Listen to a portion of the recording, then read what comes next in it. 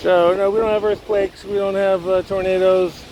We have haboob windstorms that have just ripped and shredded my gazebo. And knocked down the fence between me and my neighbor.